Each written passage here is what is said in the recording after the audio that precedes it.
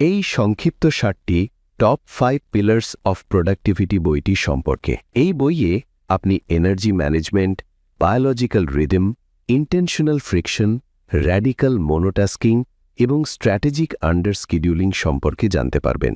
বুক বাংলাতে আমরা চেষ্টা করি আপনাদের সামনে বইয়ের সবচেয়ে গুরুত্বপূর্ণ শিক্ষা সহজ ভাষায় তুলে ধরতে। প্রায়শই আমরা মনে করি যে আমাদের হাতে যদি আরও বেশি সময় থাকত তবে আমরা আরও বেশি প্রোডাক্টিভ বা উৎপাদনশীল হতাম।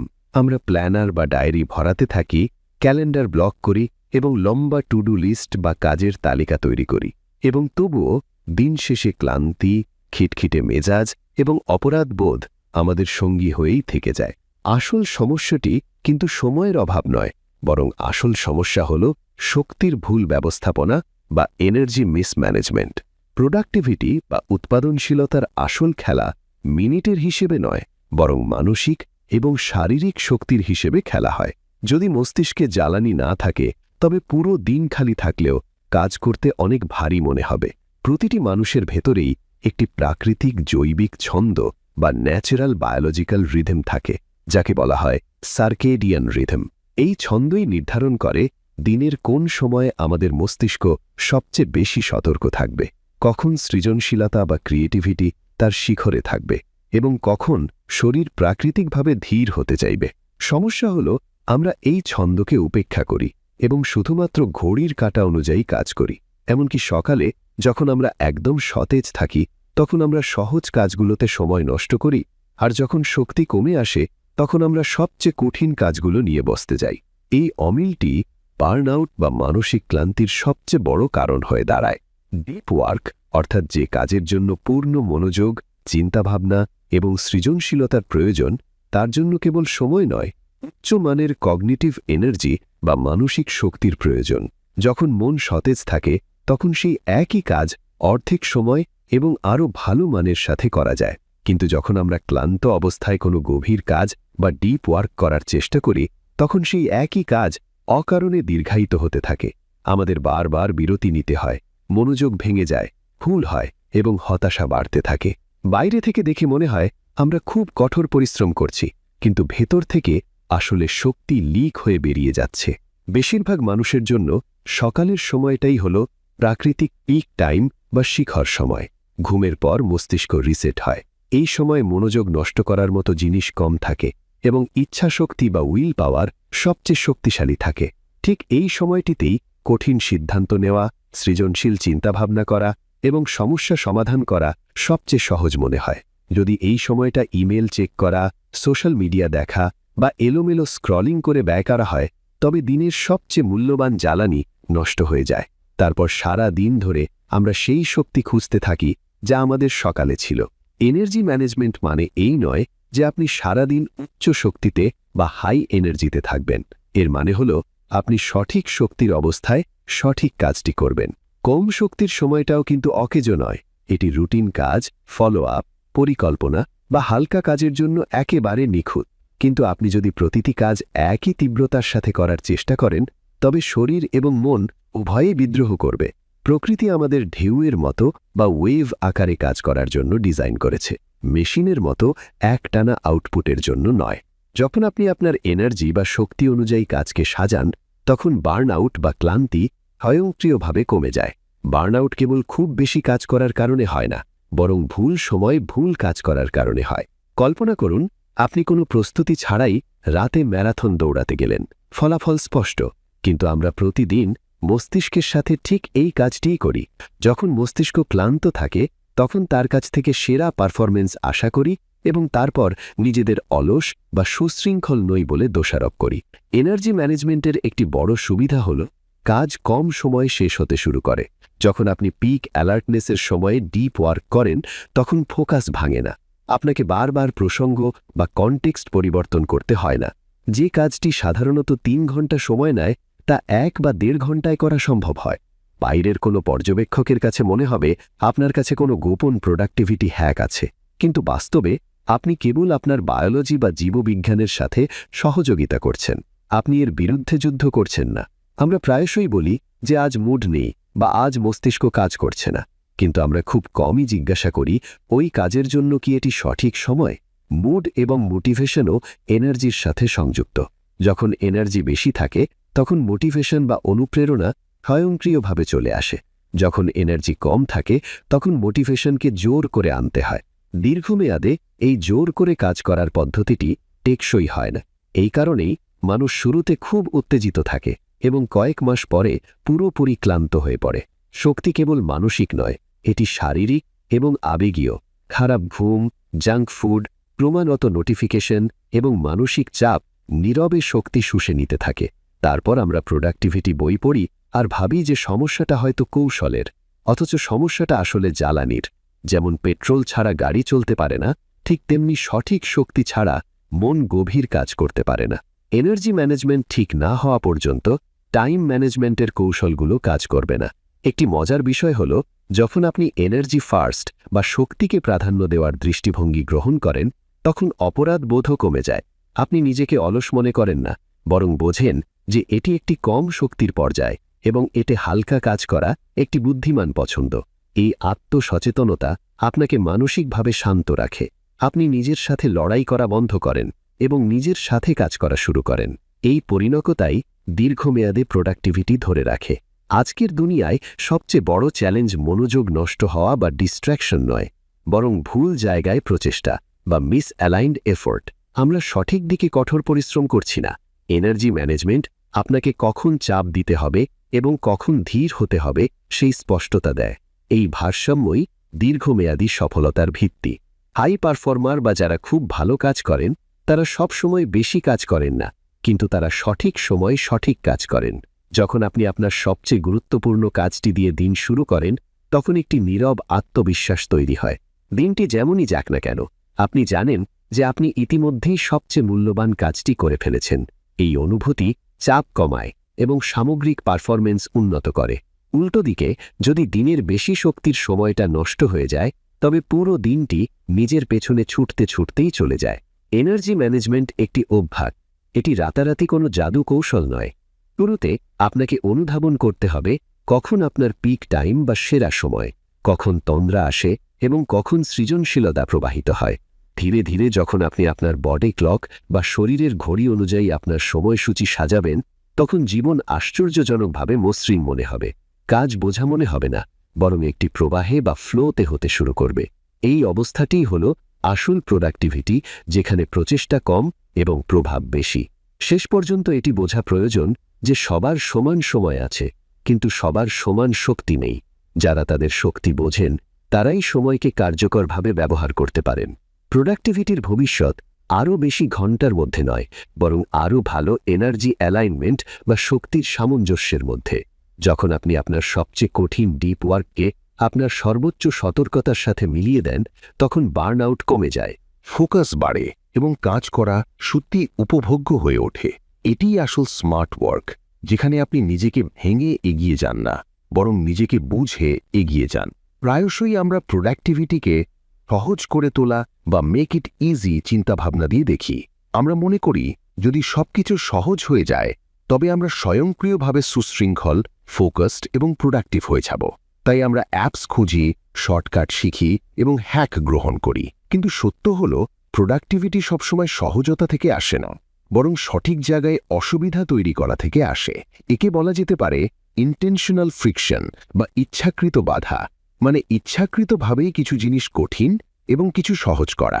আমাদের মস্তিষ্ক আরামের জন্য ক্ষুধার্ত থাকে। যেখানে প্রচেষ্টা কম মনে হয় মস্তিষ্ক সেখানেই দৌড়ায়।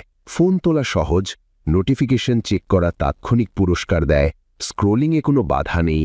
অন্যদিকে ডিপ ওয়ার্ক বা গভীর কাজ করার জন্য প্রচেষ্টার প্রয়োজন, চিন্তাভাবনা করতে হয় এবং শুরুতে অস্বস্তি হয়। যদি উভয় বিকল্প একই স্তরে অ্যাক্সেসিবল বা সহজলভ্য হয় তবে মস্তিষ্ক সর্বদা ডিস্ট্র্যাকশন বা মনোযোগ নষ্টকারী জিনিসটি বেছে নেবে। এতে ইচ্ছাশক্তির কোনো দোষ নেই, এটিই মানুষের স্বভাব। এখানেই ইন্টেনশনাল ফ্রিকশন বা ইচ্ছাকৃত বাধার ধারণাটি কাজে আসে। ধারণাটি নিজেকে শক্তিশালী করার জন্য নয়, বরং পরিবেশকে স্মার্ট করার জন্য। যদি ডিস্ট্র্যাকশনের কাছে পৌঁছানোর জন্য ফ্রিকশন বা বাধা বাড়ানো হয় এবং লক্ষ্যের কাছে পৌঁছানোর জন্য বাধা কমানো হয় তবে আচরণ স্বয়ংক্রিয়ভাবে পরিবর্তিত হতে শুরু করে। আপনাকে প্রতিদিন নিজের সাথে লড়াই করতে হবে না, সিস্টেম আপনার জন্য কাজ করা শুরু করে। ধরুন আপনার ফোনটি সবচেয়ে বড় মনোযোগ নষ্টকারী জিনিস। এটি যদি সর্বদা আপনার হাতের নাগালে থাকে তবে কিছুক্ষণ পর মস্তিষ্ক স্বয়ংক্রিয়ভাবে সেদিকে টানবে। এখন আপনি ভাবতে পারেন যে আমি এটি নিয়ন্ত্রণ করব, কিন্তু সত্য হল ইচ্ছাশক্তির ওপর নির্ভরতা কেবল স্বল্প সময়ের জন্য কাজ করে। উইল পাওয়ার বা ইচ্ছাশক্তি সীমিত। সারাদিন সিদ্ধান্ত নিতে নিতে এটি এমনিতেই দুর্বল হয়ে যায়। আপনি যদি ফোনটি অন্য ঘরে রাখেন তবে ডিস্ট্র্যাকশনের কাছে পৌঁছানোর বাধা বেড়ে গেল। এখন আপনাকে উঠতে হবে, আপনাকে হাঁটতে হবে, এবং এই অতিরিক্ত প্রচেষ্টার কারণে অনেক সময় আপনি ফোন নেওয়ার চিন্তাটাই বাদ দেবেন। এই ফ্রিকশন বা ঘর্ষণ ডিস্ট্র্যাকশন থামানোর জন্য একটি খুব শক্তিশালী হাতিয়ার। এই কারণেই নোটিফিকেশন বন্ধ করা, অ্যাপ ডিলিট করা বা সোশ্যাল মিডিয়া লগ আউট রাখা এত কার্যকর। আপনি প্রলোভন দূর করেননি, আপনি কেবল এটি একটু কঠিন করে দিয়েছেন। মস্তিষ্ক প্রাকৃতিকভাবেই অলস। এটি অপ্রয়োজনীয় প্রচেষ্টা এড়াতে চায়। এটি দুর্বলতা নয়, এটি ডিজাইন। স্মার্ট লোকেরা ঠিক এই ডিজাইনেরই সুযোগ নেয়। অন্যদিকে লক্ষ্য বা গোলের ক্ষেত্রে আমাদের ঠিক উল্টো পদ্ধতি গ্রহণ করতে হবে। লক্ষ্যের জন্য ফ্রিকশন বা বাধা ন্যূনতম হওয়া উচিত। কাজ শুরু করার জন্যই যদি অনেকগুলো ধাপ থাকে তবে প্রোক্রাস্টিনেশন বা গড়িমসি বাড়বে। কল্পনা করুন যে সকালে কাজ শুরু করার আগে আপনাকে ল্যাপটপ অন করতে হবে, তারপর সঠিক ফাইল খুঁজতে হবে, তারপর ট্যাব খুলতে হবে, তারপর নোটস খুঁজতে হবে। এতগুলো ছোট ছোট বাধা মিলে কাজটিকে ভারী করে তোলে। মস্তিষ্ক বলে এখন একটু পরে। এই একটু পরে প্রায় পুরো দিনে পরিণত হয়। এখন ভাবুন যদি আপনি রাতে আপনার কাজের ট্যাবগুলো আগে থেকেই লোড করে রাখেন, প্রয়োজনীয় ফাইল খোলা রাখেন, নোটস তৈরি রাখেন। সকালে ল্যাপটপ খোলার সাথে সাথেই কাজ চোখের সামনে। ফ্রিকশন প্রায় শূন্য হয়ে যায়। এখন কাজ শুরু করার জন্য কোনো সিদ্ধান্ত নিতে হয় না, শুধু চালিয়ে যেতে হয়। এই ছোট কৌশলটি নাটকীয়ভাবে ধারাবাহিকতা উন্নত করে। ইন্টেনশনাল ফ্রিকশনের আসল লক্ষ্য হল আচরণ পরিবর্তন করা, মোটিভেশন বা অনুপ্রেরণা বাড়ানো নয়।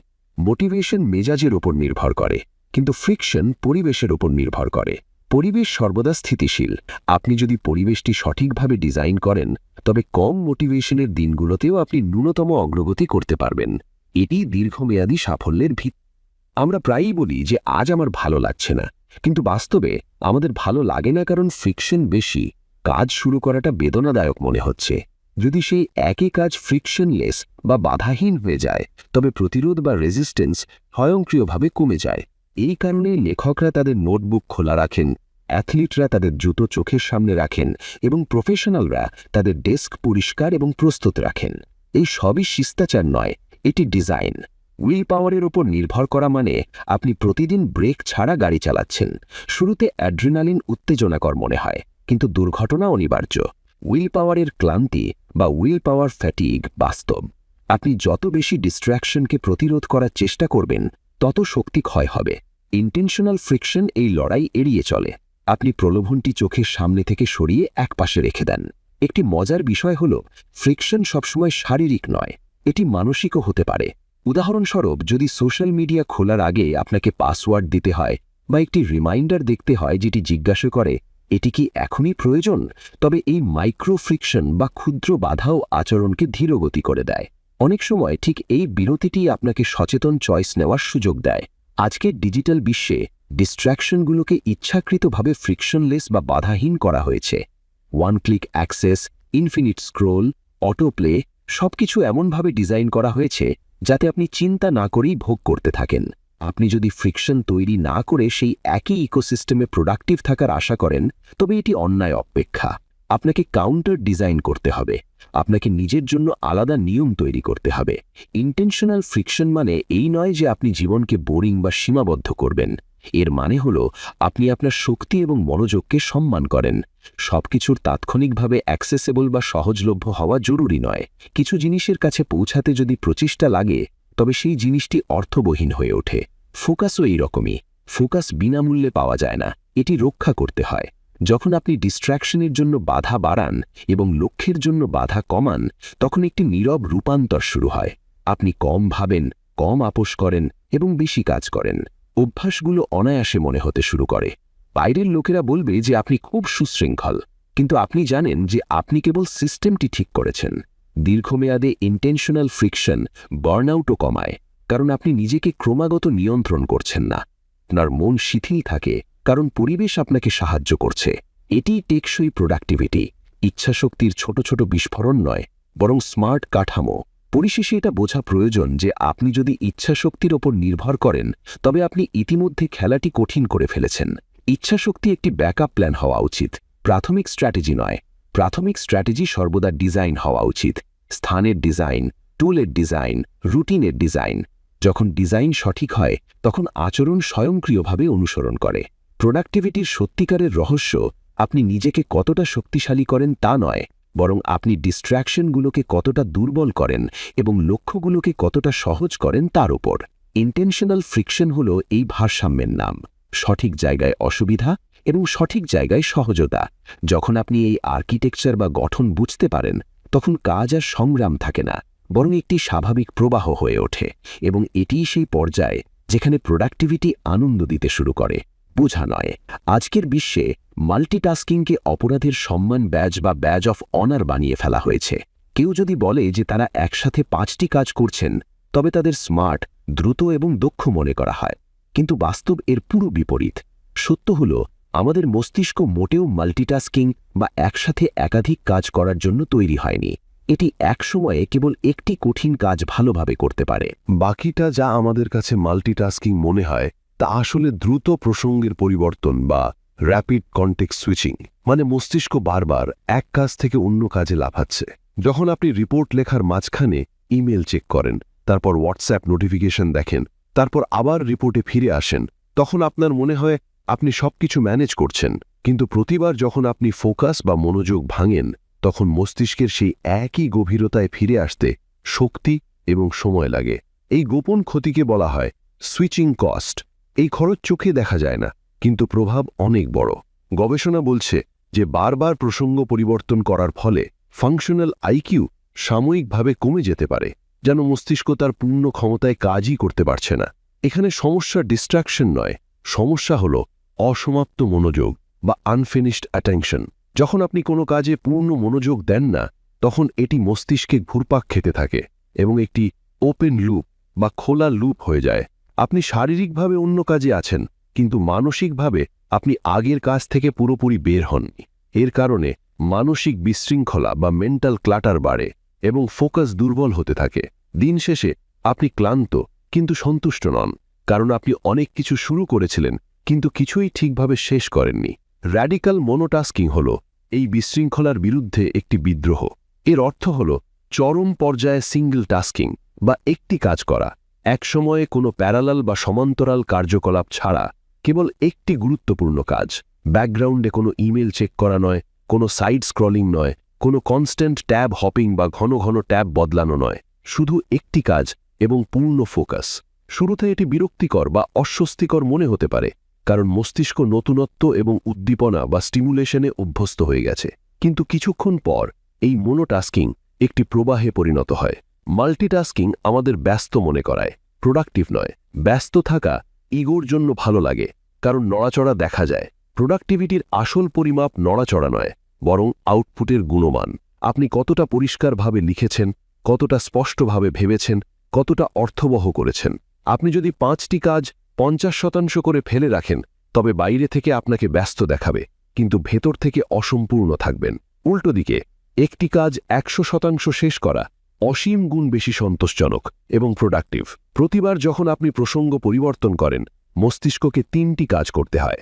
প্রথম কাজ থেকে বিচ্ছিন্ন হওয়া, নতুন কাজ লোড করা এবং তারপর সেই কাজের নিয়ম, লক্ষ্য এবং বিবরণ মনে করা। এই সব কিছু ব্যাকগ্রাউন্ডে চলে এবং শক্তি খরচ করে। আপনি এটি লক্ষ্য করেন না, কিন্তু এটি কিউমুলেটিভ ফ্যাটিগ বা পুঞ্জীভূত ক্লান্তি তৈরি করে। এই কারণেই মাল্টিটাস্কিং করার একটি দিন শেষে মনে হয় বিশেষ কিছু করা হয়নি, অথচ কেউ একজন খুব ক্লান্ত হয়ে পড়েছেন।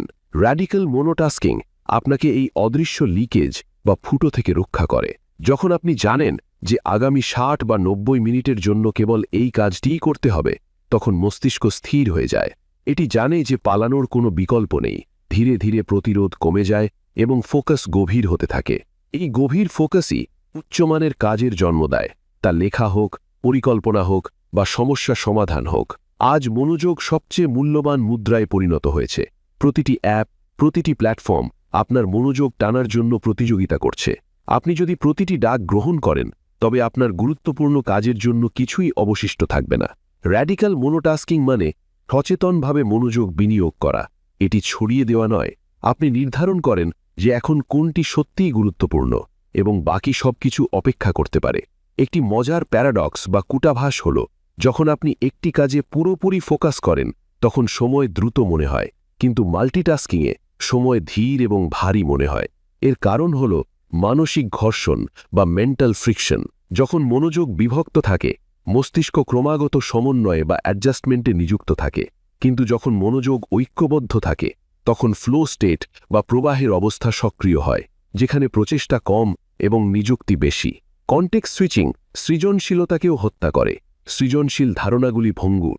এগুলি বিকাশের জন্য নীরবতা এবং ধারাবাহিকতার প্রয়োজন। যদি কিছুক্ষণ পরপর ব্যাঘাত আসে, তবে ধারণাটি ভেসে ওঠার আগেই ভেঙে যায়।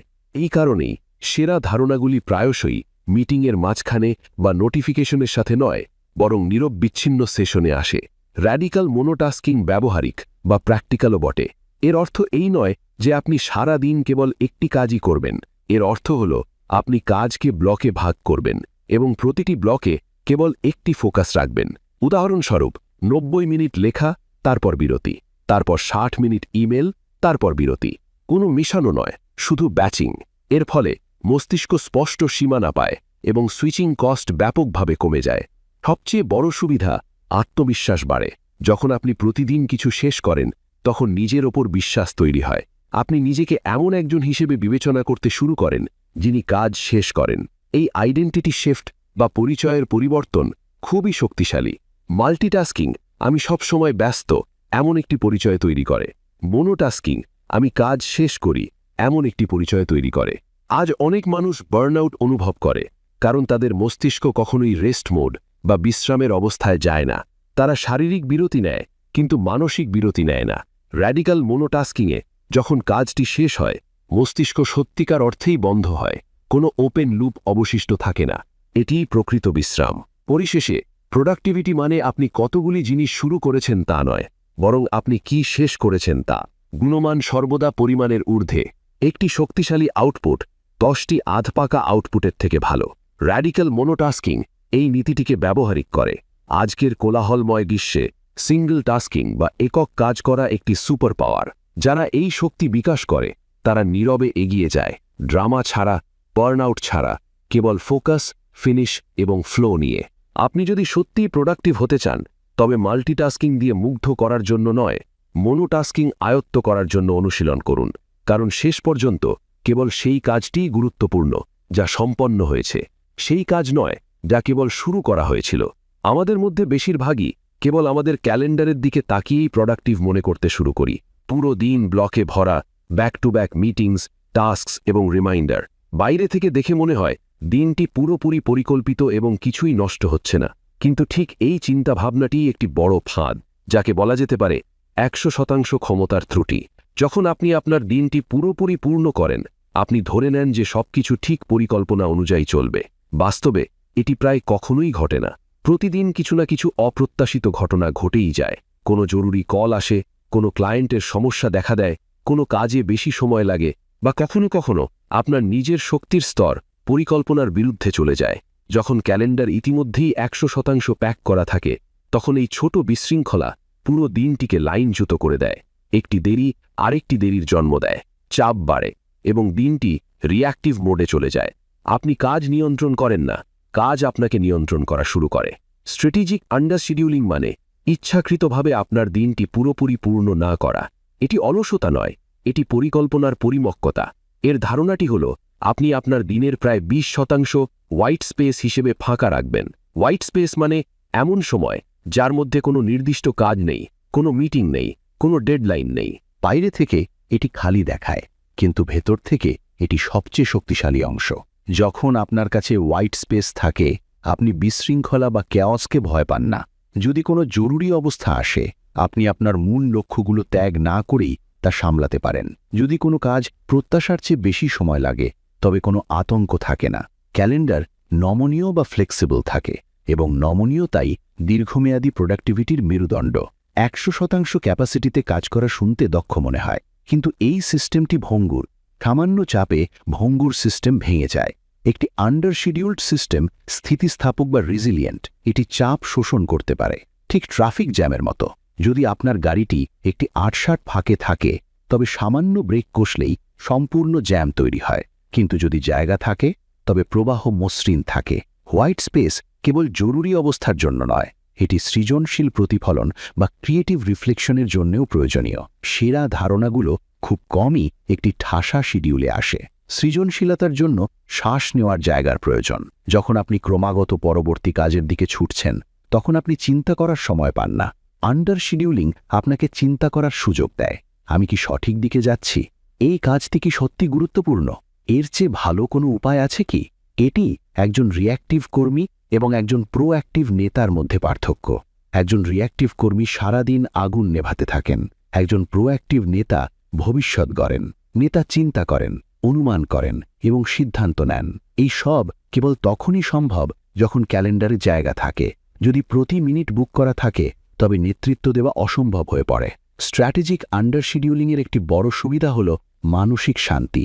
যখন আপনি জানেন যে দিনে একটি বাফার বা অতিরিক্ত সময় আছে, উদ্বেগ স্বয়ংক্রিয়ভাবে কমে যায়। আপনি প্রতিটি কাজ একটি রিল্যাক্স বা শিথিল মন নিয়ে শুরু করেন। গুণমান উন্নত হয়, কারণ আপনি তাড়াহুড়োয় থাকেন না। মজার ব্যাপার হল, কম শিডিউল করার মাধ্যমে আউটপুট আরও শক্তিশালী হয়।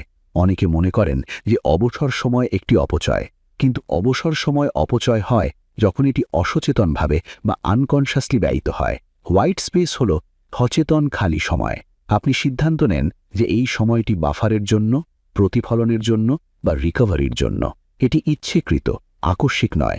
আজকের কর্মসংস্কৃতি বা ওয়ার্ক কালচার হাসল বা তাড়াহুড়োকে মহিমান্বিত করে। একটি পূর্ণ ক্যালেন্ডারকে সফলতার প্রতীক বানানো হয়েছে, কিন্তু পরিণত পেশাদাররা জানেন যে প্রকৃত নিয়ন্ত্রণ তার কাছেই থাকে যার কাছে মার্জিন আছে। মার্জিন মানে শ্বাস নেওয়ার জায়গা, চিন্তা করার জায়গা, তাৎক্ষণিকভাবে প্রতিক্রিয়া না দিয়ে বুদ্ধিমানের সাথে সাড়া দেওয়ার জায়গা। আন্ডার শিডিউলিং আপনাকে একজন ভালো সিদ্ধান্ত গ্রহণকারীও করে তোলে। যখন আপনার সময়ের অভাব থাকে, সিদ্ধান্তগুলো তাড়াহুড়োয় নেওয়া হয়। স্বল্পমেয়াদী সমাধান দীর্ঘমেয়াদী সমস্যা তৈরি করে। হোয়াইট স্পেস আপনাকে থামার সুযোগ দেয়, এবং একটি বিরতি প্রায়শই সবচেয়ে শক্তিশালী পদক্ষেপ। আরেকটি সূক্ষ্ম সুবিধা হল আপনি সীমানা নির্ধারণ করতে শেখেন। যখন আপনার ক্যালেন্ডার আগে থেকেই টাইট না থাকে, আপনি স্বয়ংক্রিয়ভাবে প্রতিটি অনুরোধে হ্যাঁ বলেন না। আপনি মূল্যায়ন করেন যে এটি আমার লক্ষ্যের সাথে সামঞ্জস্যপূর্ণ কিনা। এই স্পষ্টতা আপনাকে পিপল প্লিজার হওয়া বা মানুষকে খুশি করার প্রবণতা থেকে বাঁচায় এবং ফোকাসকে তীক্ষ্ণ করে। স্ট্র্যাটেজিক আন্ডার শিডিউলিং ডিসিপ্লিনকেও সহজ করে তোলে। যখন দিনটি অতিরিক্ত ঠাসা না থাকে, অভ্যাস গড়ে তোলা মসৃণ হয়। ব্যায়াম, পড়া, শেখা মতো জিনিস স্বাভাবিকভাবেই খাপ খেতে শুরু করে। একটি ওভার শিডিউল বা অতিরিক্ত ব্যস্ত জীবনে সেলফ কেয়ার বা নিজের যত্ন নেওয়া সর্বদা শেষ অগ্রাধিকার হয়ে দাঁড়ায়। দীর্ঘমেয়াদে আন্ডার শিডিউলিং বার্নআউট প্রতিরোধ করে। ক্রমাগত চাপ শরীর ও মন দুটোকেই ক্লান্ত করে দেয়। হোয়াইট স্পেস রিকভারি বা পুনরুদ্ধারের কাজ করে। এটি আপনাকে পরের দিনের জন্য আবার শক্তিশালী করে তোলে। এটি হল স্থায়িত্ব বা সাস্টেইনেবিলিটি। পরিশেষে এটি বোঝা প্রয়োজন যে ক্যালেন্ডার পূর্ণ করা কোনো কৃতিত্ব নয়। কৃতিত্ব হল আপনি আপনার সবচেয়ে গুরুত্বপূর্ণ লক্ষ্যগুলো ১০০% সম্পন্ন করেছেন, শান্তভাবে এবং ধারাবাহিকভাবে। স্ট্র্যাটেজিক আন্ডার শিডিউলিং আপনাকে নিয়ন্ত্রণ দেয়, স্পষ্টতা দেয় এবং আত্মবিশ্বাস দেয়। যখন আপনি ইচ্ছেকৃতভাবে আপনার দিনের ২০% খালি রাখেন, আপনি বিশৃঙ্খলার দাস থাকেন না, আপনি বিশৃঙ্খলা ম্যানেজ করেন। আপনি প্রতিক্রিয়াশীল থাকেন না, আপনি প্রোঅ্যাক্টিভ হয়ে ওঠেন। এবং এই পরিবর্তনটি একজন ব্যস্ত কর্মীকে সত্যিকারের নেতায় রূপান্তরিত করে। দিন শেষ হবার পরেও যদি মস্তিষ্ক কাজ করতে থাকে, তাহলে আসলে কাজটি শেষ হয়নি। অনেকে শারীরিকভাবে ল্যাপটপ বন্ধ করেন, কিন্তু মানসিকভাবে তারা এখনও অফিসেই থাকেন। এই ইমেলটি পাঠানো দরকার ছিল, ওই কাজটি বাকি আছে, কাল বসের সাথে কথা বলতে হবে। এমন ছোট ছোট চিন্তা মস্তিষ্কে ঘুরতে থাকে। ঠিক এই চিন্তাগুলোকেই বলা হয় ওপেন লুপ বা খোলা লুপ। এগুলি ছোট দেখায়, কিন্তু ক্রমাগত মানসিক শক্তি লিক করতে থাকে। প্রোডাক্টিভিটি প্রায়শই কাজের অভাবে নয়, বরং এই ওপেন লুপগুলোর কারণেই মারা যায়। মস্তিষ্ক অসমাপ্ত জিনিসগুলোকে খুব গুরুত্ব সহকারে নেয়। যদি কোনো কাজ পরিষ্কারভাবে বন্ধ না করা হয়, তাহলে মস্তিষ্ক এটিকে ব্যাকগ্রাউন্ডে সক্রিয় রাখে, যাতে এটি ভুলে না যায়। সমস্যা হলো যখন একসাথে অনেকগুলি ওপেন লুপ চলতে থাকে, তখন মস্তিষ্ক কখনো রেস্ট মোডে বা বিশ্রামের অবস্থায় যায় না। আপনি ঘুমান, কিন্তু ভালো মানের ঘুম হয় না। আপনি বিশ্রাম নেন কিন্তু সতেজ অনুভব করেন না। পরের দিনের প্রোডাক্টিভিটি এখান থেকেই আপোষ বা কম্প্রোমাইজ হতে শুরু করে। সিস্টেম্যাটিক রিভিউ এবং ক্লোজ আউট হলো এই সমস্যার সমাধান। এর অর্থ হলো দিন শেষে সচেতনভাবে সিদ্ধান্ত নেওয়া যে আজকের কাজ আনুষ্ঠানিকভাবে শেষ হয়েছে। এটি কেবল একটি অভ্যাস নয়, বরং মস্তিষ্কের সাথে একটি চুক্তি। আপনি মস্তিষ্ককে একটি সংকেত দেন যে যা কিছু বাকি আছে তা শিরাপদে, এটি লেখা রয়েছে, এটি সঠিক জায়গায় রয়েছে। যখন মস্তিষ্ক আশ্বাস পায় তখন এটি শিথিল হতে পারে। এখানে সবচেয়ে শক্তিশালী হাতিয়ার হল ডেইলি শাটডাউন রিচুয়াল বা দিনের কাজ শেষ করার রীতি। এটি কোনো জটিল প্রক্রিয়া নয়, মাত্র 10 থেকে 15 মিনিটের একটি ছোট্ট রীতি যা দিন এবং রাতের মধ্যে একটি স্পষ্ট সীমানা তৈরি করে। এই রিচুয়ালে আপনি সংক্ষেপে পর্যালোচনা করেন যে আজ আপনি কি করেছেন। এই পর্যালোচনা আপনাকে সন্তুষ্টি দেয়, কারণ প্রায়শই আমাদের মনে হয় আমরা বিশেষ কিছু করিনি, অথচ বাস্তবে বেশ অনেক অগ্রগতি হয়েছে। পর্যালোচনার পরে পরবর্তী ধাপ হল আগামীকালের জন্য বেস্ট 3 বা টপ 3 কাজ নির্ধারণ করা। টপ 3 মানে সেই 3টি সবচেয়ে গুরুত্বপূর্ণ কাজ যা আগামীকাল করা হলে দিনটিকে সফল বলে মনে করা হবে। এই পদক্ষেপটি অত্যন্ত গুরুত্বপূর্ণ কারণ এটি মস্তিষ্ককে স্পষ্টতা দেয়। এটি জানে যে আগামীকাল কার সাথে লড়াই করতে হবে। যখন লক্ষ্য পরিষ্কার থাকে, উদ্বেগ কমে যায়। অনেক মানুষ ক্লোজার বা সমাপ্তি ছাড়াই দিন ছেড়ে দেয়। এর ফলে রাতে মস্তিষ্ক প্ল্যানিং মোডে বা পরিকল্পনার মোডে চলে যায়। আপনি বিছানায় আছেন কিন্তু মন একটি টু ডু লিস্ট তৈরি করছে। এই অভ্যাসটি ধীরে ধীরে দীর্ঘমেয়াদী ক্লান্তি এবং বার্ন আউটের দিকে নিয়ে যায়। ক্লোজ আউট রিচুয়াল এই দুষ্টচক্রটি ভেঙে দেয়। যখন আপনি আগামীকালের বেস্ট 3 কাজ লিখে রাখেন, মস্তিষ্ক পরিকল্পনা থেকে মুক্ত হয়ে যায়। এটি জানে যে পরিকল্পনাটি একটি নিরাপদ জায়গায় সংরক্ষিত রয়েছে। এখন এটি বারবার মনে করিয়ে দেওয়ার দরকার নেই। এই কারণেই শাটডাউন রিচুয়ালের পরে বিশ্রাম গভীর এবং অপরাধ মুক্ত হয়, এবং এই বিশ্রামই পরের দিনের প্রোডাক্টিভিটির আসল জ্বালানি। আমরা প্রায়শই প্রোডাক্টিভিটিকে প্রচেষ্টার সাথে যুক্ত করি, কিন্তু সত্য হল প্রোডাক্টিভিটি রিকাভারি বা পুনরুদ্ধার থেকে আসে। যদি মস্তিষ্ক পুরোপুরি রিকাভার না করে তবে পরের দিনটিও অর্ধেক শক্তিতে যাবে। ক্লোজ আউট রিচুয়াল রিকাভারি সক্ষম করে। এটি কাজ এবং বিশ্রামের মধ্যে একটি পরিষ্কার কাঠ তৈরি করে। আরেকটি সূক্ষ্ম সুবিধা হল সিস্টেমেটিক রিভিউ শেখার গতি বাড়ায়। যখন আপনি দিন শেষে দেখেন কি ভালো হয়েছে এবং কোথায় ফ্রিকশন বা বাধা এসেছে, আপনি অজান্তেই উন্নত হন। এটি একটি সেলফ ফিডব্যাক লুপ বা নিজস্ব প্রতিক্রিয়ার লুপ হয়ে যায়। কোনো অতিরিক্ত প্রচেষ্টা ছাড়াই আপনি আরও স্মার্ট হতে থাকেন। ওপেন লুপ কেবল কাজের হয় না, এটি আবেগেরও হয়। অসমাপ্ত কথোপকথন, অমীমাংসিত সন্দেহ, অস্পষ্ট প্রত্যাশা, এই সব মানসিক কোলাহল বা মেন্টাল নয়েজ হয়ে দাঁড়ায়। দৈনিক পর্যালোচনা আপনাকে এগুলো লক্ষ্য করার সুযোগ দেয়। আপনি সিদ্ধান্ত নিতে পারেন যে কোনটিতে পদক্ষেপ নিতে হবে এবং কোনটি সচেতনভাবে ছেড়ে দিতে হবে। অনেক হাই পারফর্মার এই রিচুয়ালটিকে নন নেগোশিয়েবল বা আপোষহীন মনে করেন। তাদের জন্য ক্লোজ আউট না হওয়া পর্যন্ত দিন শেষ হয় না।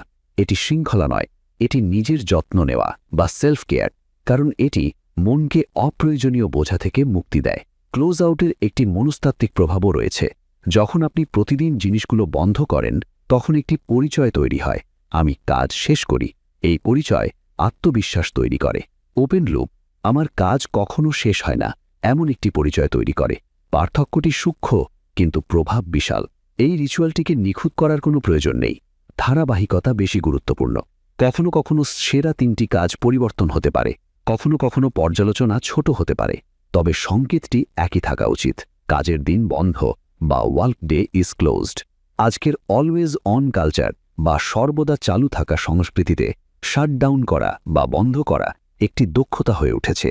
যারা এই দক্ষতাটি শেখে তারা দীর্ঘমেয়াদে এগিয়ে যায়, কারণ তারা জানে যে আসল প্রোডাক্টিভিটি সকালের তাড়াহুড়ো দিয়ে নয়, বরং একটি ভালো রাতের ঘুম দিয়ে শুরু হয়। পরিশেষে এটি বোঝা গুরুত্বপূর্ণ যে ওপেন লুপের চেয়ে মস্তিষ্ককে বেশি ক্লান্ত আর কিছুই করে না। সিস্টেম্যাটিক রিভিউ এবং ডেইলি ক্লোজ আউট সম্মানজনকভাবে সেই লুপগুলো বন্ধ করে। এর ফলে আপনি শান্তিতে দিন শেষ করেন এবং স্পষ্টতার সাথে পরের দিন শুরু করেন।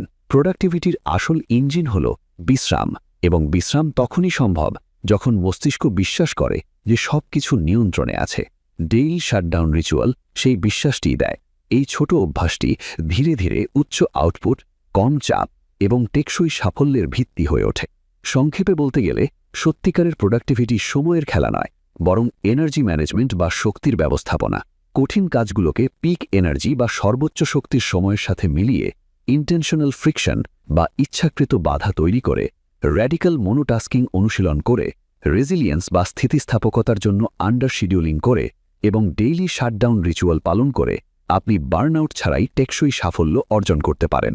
এই ছিল বইয়ের মূল শিক্ষা। আরও বইয়ের সংক্ষিপ্তসার পেতে চোখ রাখুন বুক বাংলাতে।